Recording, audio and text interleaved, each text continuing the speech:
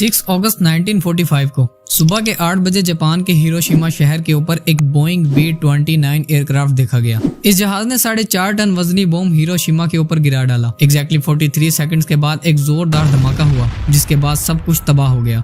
इस ब्लास्ट के बाद जमीन का टेम्परेचर 5000 डिग्री सेल्सियस तक जा पहुंचा, जिसकी वजह से इंसानों समेत सब कुछ राख बन गया। इस बॉम्ब को लिटिल बॉय का नाम दिया गया। एग्जैक्टली 3 दिन बाद 9 अगस्त को फिर से जापान के शहर नागासाकी पर न्यूक्लियर बॉम्ब गिरा दिया गया। ये मार्क 3 बॉम्ब था, जिसका नाम फैट मैन रखा गया था। 5 टन से भी ज्यादा वजनी इस बॉम्ब ने नागासाकी पर गिरते ही पूरे शहर को दुनिया के नक्शे से ही मिटा डाला।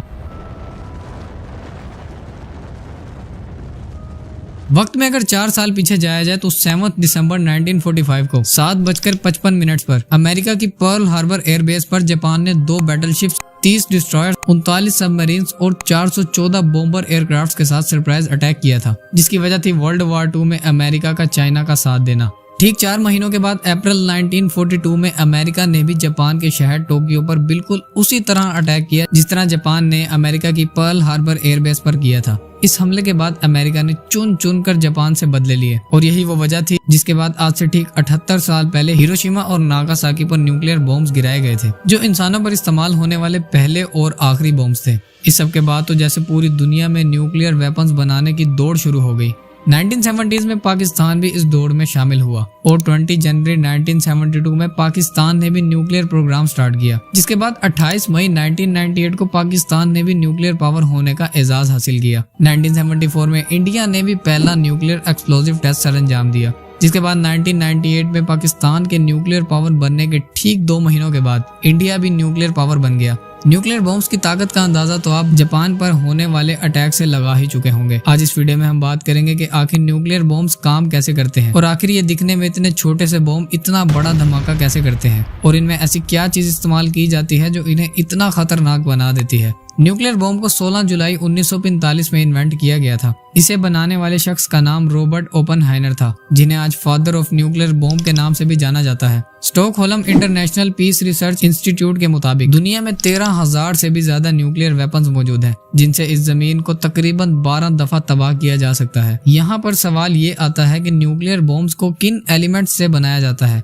न्यूक्लियर बॉम्ब बनाने के लिए बेसिकली 2 तरह के एलिमेंट्स इस्तेमाल किए जाते हैं। पहला यूरेनियम 235 और दूसरा प्लूटोनियम 239, मगर ज्यादातर बॉम्ब्स में यूरेनियम 235 का ही इस्तेमाल किया जाता है। ये जो आप बॉम्ब देख रहे हैं, इसे लिटिल बॉय कहा जाता है। ये बॉम्ब एक गन टाइप वेपन है, जिसे यूरेनियम 235 से बनाया गया है। इसका वजन लगभग 4.5 टन से ज्यादा है, जिसे सेकंड वर्ल्ड वॉर में हिरोशिमा पर ड्रॉप किया गया था। इस बॉम्ब को फैट मैन कहा जाता है। ये बॉम्ब एक इम्प्लोजन टाइप वेपन है, जिसे प्लूटोनियम 239 से बनाया गया है। इस बॉम्ब का वजन लगभग 5 टन से भी ज्यादा है, जिसे सेकंड वर्ल्ड वॉर ही में नागासाकी पर ड्रॉप किया गया था। यहाँ पर दूसरा सवाल ये आता है कि सिर्फ यूरेनियम और प्लूटोनियम का ही इस्तेमाल क्यों किया जाता है। आखिर इस दुनिया में और भी बहुत से एलिमेंट्स मौजूद हैं। बॉम्ब्स में सिर्फ यूरेनियम और प्लूटोनियम को इस्तेमाल करने की वजह है इन दोनों का हाईली एक्सप्लोजिव मटेरियल्स के एलिमेंट होना। यूरेनियम और प्लूटोनियम हाईली एक्सप्लोजिव मटेरियल के एलिमेंट्स होते हैं, जिन पर अगर किसी दूसरे एलिमेंट का न्यूट्रॉन शूट किया जाए तो ये इतनी जोर से ब्लास्ट होते हैं जिसके अंदर से बहुत बड़ी अमाउंट में हीट और एनर्जी रिलीज होती है, और इसी मैकेनिज्म पर न्यूक्लियर बॉम्ब काम करता है।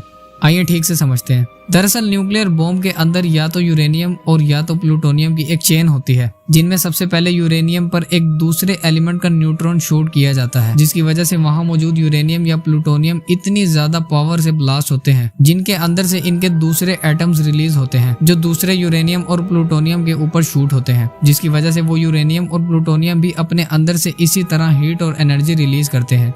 और जब बॉम्ब के अंदर बहुत ज्यादा अमाउंट में हीट और एनर्जी पैदा होती है तो इसकी लेयर ये बर्दाश्त नहीं कर पाती और इतनी जोर से ब्लास्ट होती है जिसका इफेक्ट कई हजार TNT से भी ज्यादा होता है। इसी तरह से न्यूक्लियर बॉम्ब काम करता है। B-82 न्यूक्लियर वॉरहेड मिसाइल वो मिसाइल है जो जमीन में 1000 फीट नीचे मौजूद स्ट्रक्चर्स को तबाह करने की सलाहियत रखता है। और अगर आप जानना चाहते हैं कि इंसान इस जमीन में कितनी गहराई तक नीचे जा चुका है, तो उस पर एक डिटेल्ड वीडियो मस्ट स्टूडियो पर ऑलरेडी मौजूद है, जिसका लिंक डिस्क्रिप्शन बॉक्स में मौजूद है। उम्मीद है आप इस वीडियो को लाइक और शेयर करेंगे और चैनल को भी सब्सक्राइब करेंगे। मिलते हैं अगले वीडियो में।